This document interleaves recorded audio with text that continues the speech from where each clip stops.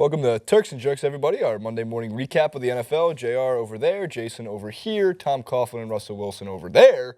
Ben Manx in Atlanta. He'll be back next week. If you're looking for a 27-minute rant or so about why coaches need stopwatches, you can go check out Week 11, Week 10, Week 9, Week 8, 7, 6, Can 5, I guess 4, that 3, he would 2, be 1. the eternal Turk and he'd be the jerk? Am I right on that? Well, technically, I mean, here's the, well, yes. Although Russell Wilson's God-loving speech has always put me on this side of the, usually this side of the bracket, but we'll get to Wilson as part of our Turks, at least part of my Turks of the week. JR, let's start with you, though. We're starting with Turks? We're starting with the best. You know what? Odell Beckham Jr. has spoken to my heart this week. Everyone talks about his catches, his one-headed catches. Chris Collinsworth called the catch last year the best catch he's ever seen in his life. And by the way, he's right. That was an amazing catch. Yeah, 100%. But you know what? None of that got Turks for him, from my book, until this week. When he decided to score, what was it, a price?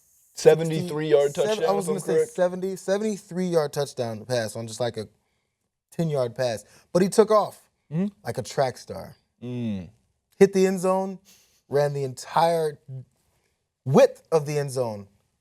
110 hurdle style. That was my event. We were talking before, and how we're going to show you the video right now, which helps. But in addition to that, JR, as we roll the video for you guys, how is this formed? How is this? Is this how we're supposed to? It's nice. It's perfect. You know, it's pretty good.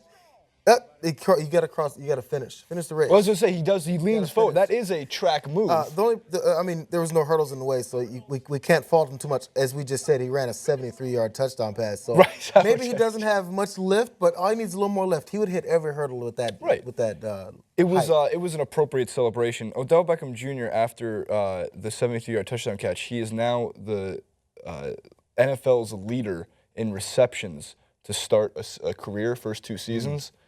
Counted into the fact that he missed 4 games to start last year. I don't know. Maybe he needs. But they continue to lose games. No, we're gonna get. We're talking about the good, Jr. We're not talking about the bad. We're gonna get to that in an entirely different clip. Right. He's a leader. He's an innovator. At least from what I've seen. So I just need like a quick moment for maybe what do they call the more you know things? A public service announcement. PSA. Yes. For the kids, 18 and under. Odell Beckham Jr. has this hairstyle where he cuts generally the sides and he has kind of a loose curl flat top and it's blonde. That not okay? That's Odell Beckham Jr. You are not Odell Beckham Jr. Please stop styling your hair like this man. I mean, I'm just saying, you know, like I was raised to not be a follower.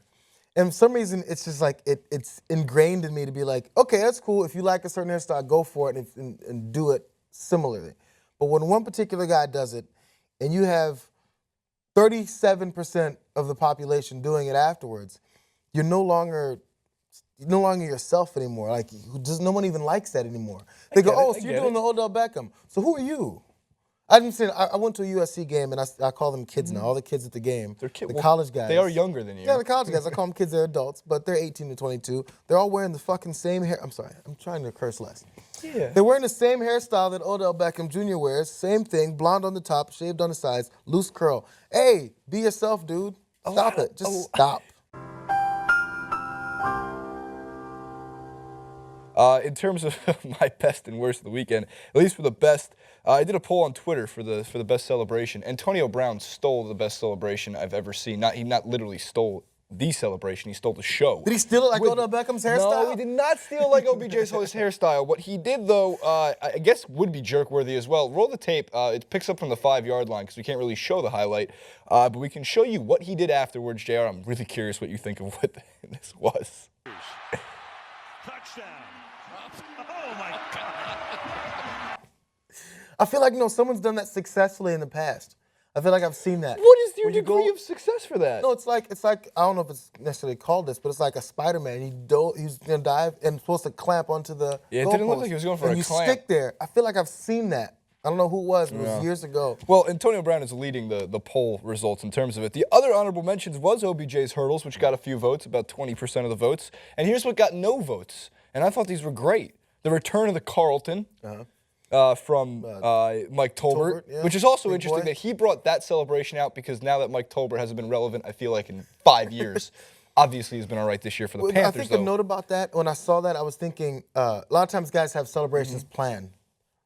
So then, Yeah, that had to be planned. as he stopped, it's like he stopped and thought. I think he came up with it on the spot, which That's a good one. actually makes it even more impressive. It was interesting because like at the same time they were playing The Fresh Prince on like a few other channels on cable yesterday. I thought it was an ironic twist right there. Coincidence? I think not. Not at all, because the Fresh Prince is always playing on some channel somewhere in the world at all times. Fact. Jonathan Stewart's dab. It's really good to be a part of the Carolina Panthers, man. It really is. And boom. Yeah, I don't understand the fascination with the dabbing. I also have a totally different definition for what dabbing is, and I'm sure most of the people my age or younger agree with that. So I was totally thrown off when that was the name of the move. So good week for celebrations, but to the actual stats of the week, you can't, and I'll make it quick. Russell Wilson's last 10 quarters in the NFL, 59 of 77. That's a 76% completion percentage. 771 yards, 9 touchdowns, 1 rushing touchdown.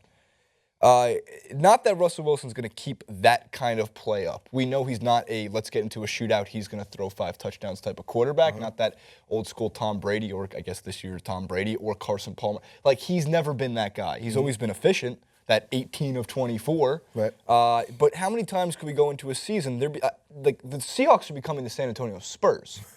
Don't count this team out. Now, I don't want to jump to the conclusion that the Seahawks are now the deadliest team in the NFC. Here's what I do know. Their schedule coming up easy at the Ravens versus the Browns versus the Rams. By the time they get to Week 17, they play at Arizona. It probably won't matter. Arizona will have locked up the division at that point. I think they're 10-2. And if the Seahawks win out, they'll be 10-5. They'll have their spot. Look, they're not going to catch the Cardinals. Is my question. I feel like is my point. A point about when you're talking about how they're the San Antonio Spurs of the NFL. Thomas Rawls. He's pretty good. I mean, nowhere. Beast mode is gone. No more Skittles on the field. But I mean, it's like we don't miss a beat. You know. No, not at all. The guy looks good. So and what was his numbers yesterday? Doug Baldwin has emerged as a receiver who needs to be taken seriously, because I remember discussing with Ben last year during the NFC Championship game about how Russell Wilson, like who is Doug Baldwin? Like, he's not gonna, he wanted to be an elite receiver, and he started saying I'm an elite receiver. And obviously, after you win the Super Bowl 2 years back, you get pumped up. You say these things. It's fine. You just won the Super Bowl. You kind of get that leeway for the week. But he ran a great route for a 53-yard touchdown after it got taken back after a Russell Wilson 53-yard touchdown run. And these guys aren't the biggest guys in the world. That's the other thing. No, they're small. Before, when they did win the Super Bowl, and we were talking about how Russell Wilson played well, but he had these seemingly undersized receivers. So it's still kind of look. Doug Baldwin's 5'10", 189. Jeez, that's a tiny. cornerback. So when you run by guys and then catch balls over guys like that, it's even more impressive what they're doing here. Yeah. So imagine if he gets the kind of receivers that you say, like the Tom Brady's and the Carson Palmers and the Peyton Mannings have had. There's just a lot of I think they're weird headlines about the Jimmy Graham not fitting in the offense. Like, the Seahawks, I don't think need to worry about that altogether. If he's there, use him.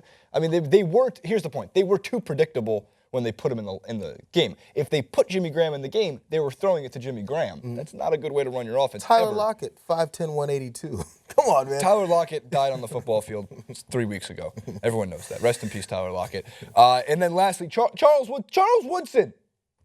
He's got 5 interceptions, a forced fumble, 2 fumble recoveries in 2015. He's 38 years old. He's never and his quote, and the Raiders lost. I know. I'm sorry, Raiders fans. I'm not picking any Derek Carr to be your freaking Turk of the Week. Charles Woodson should be Turk of the fucking year. My whole career I've been about getting the football, so when I saw it in the arm of Macklin that was closest to me, I have to get it. I hope every cornerback thinks like that, because there's a 38-year-old who's showing up almost everyone in the league. He hung with Jeremy Macklin. There's something going on.